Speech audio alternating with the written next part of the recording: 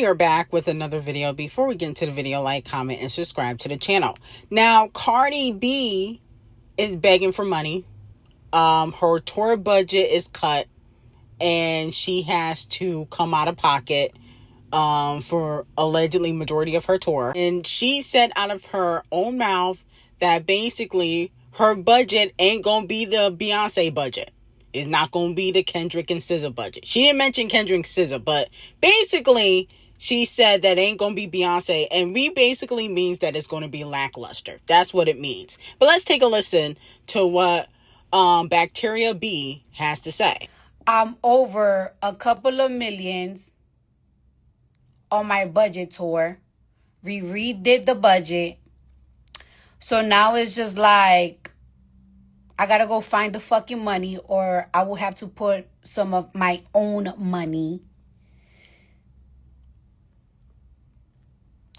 for things that I want because I went over my budget. I feel like we keep doing the budget every other week and shit. So it's just like a lot. And then like on top of that, like it's a lot of dance moves that I gotta do, and I'm just ready to go home. I don't know what it is about LA. I don't like being in LA anymore. I don't like it.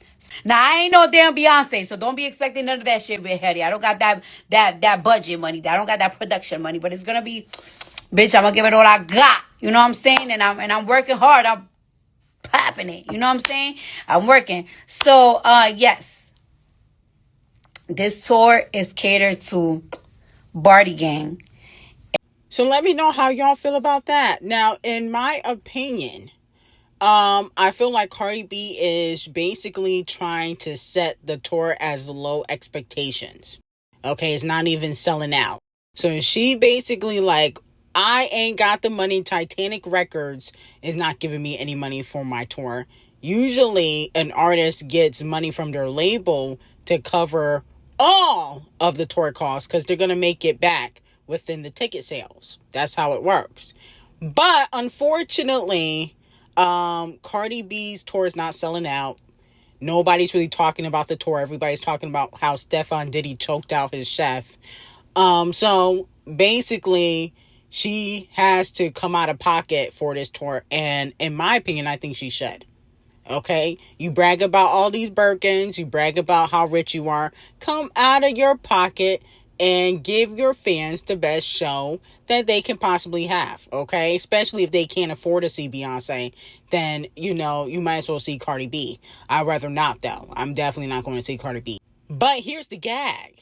A lot of fans are saying that her tour tickets are overpriced and that basically she charging a whole lot, but trying to set the show as low expectation. So let me know how y'all feel about it. Now, I don't know how much she's selling her tickets for, but I think if she sell it for $10 to $20, it would sell out quickly. Anything over that for Cardi B is a waste of money.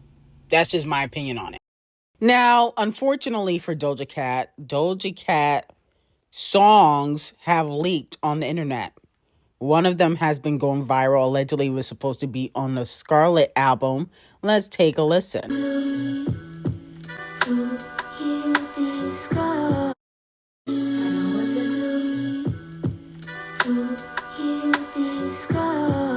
Well, that was boring. Okay, who gives a fuck if this leaks? I mean, no shade. The whole song should fucking leak. It probably is already on YouTube somewhere. So, I don't know why fans are making a big deal about this. Here's my thing with Doja Cat. I feel like she's slowly falling off. She went on tour. The tour didn't even make a lot of noise. And now, your music is leaking and people, some people care, mostly the kitty litters, but do the general public care? I don't think so. So I think that Doja Cat might have to go back to the drawing board because that leak was kind of boring, but it was short. So we don't really know what it could have been. But, I'm sure the song is somewhere on YouTube somewhere. If you care to listen. I personally don't, okay? After that snippet, I'm ready to take a nap. But I think Doja Cat gonna have to change something because it's starting to get a little bit boring, or it feels like expected from Doja Cat when it comes to her sound. No shade. Now, moving on to Scratch Off. Okay. Scratch Off did an interview, and she's teasing her upcoming album, which we don't really care about like that. No shade. But in the interview, she was asked, "You're often described as one of the rap girls. If you could curate your own modern day Not Tonight style record, who would you want to be on it? Who would you have produce it?"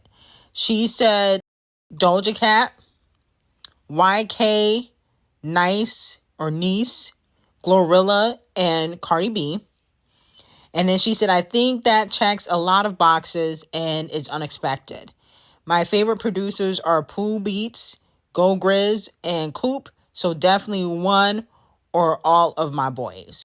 Now, a lot of people were clowning Scratch Off for adding Cardi B and not Megan Thee Stallion or somebody else, because Cardi B was exposed last year for calling Latto a pussy. Remember?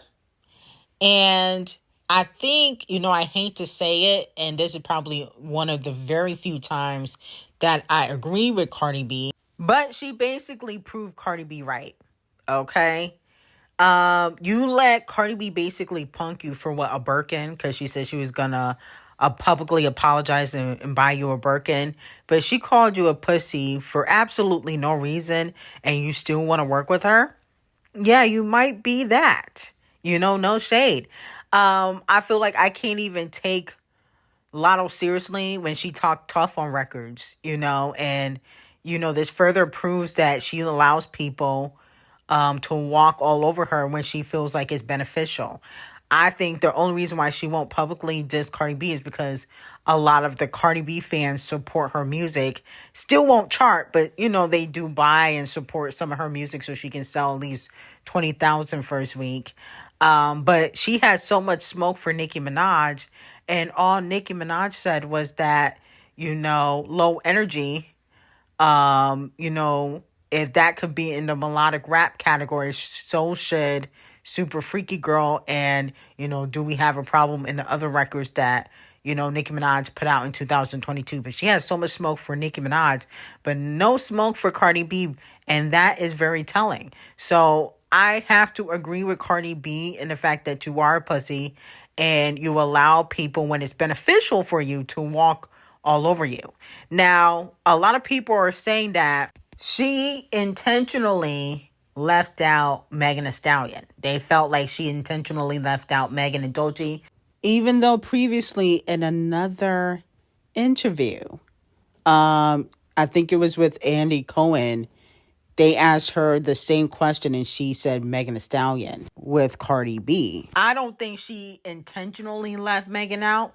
The T is a lot of rappers in general, not just female rappers, but a lot of rappers in general say that, a lot of male rappers or a lot of male artists don't want to work with Megan Thee Stallion.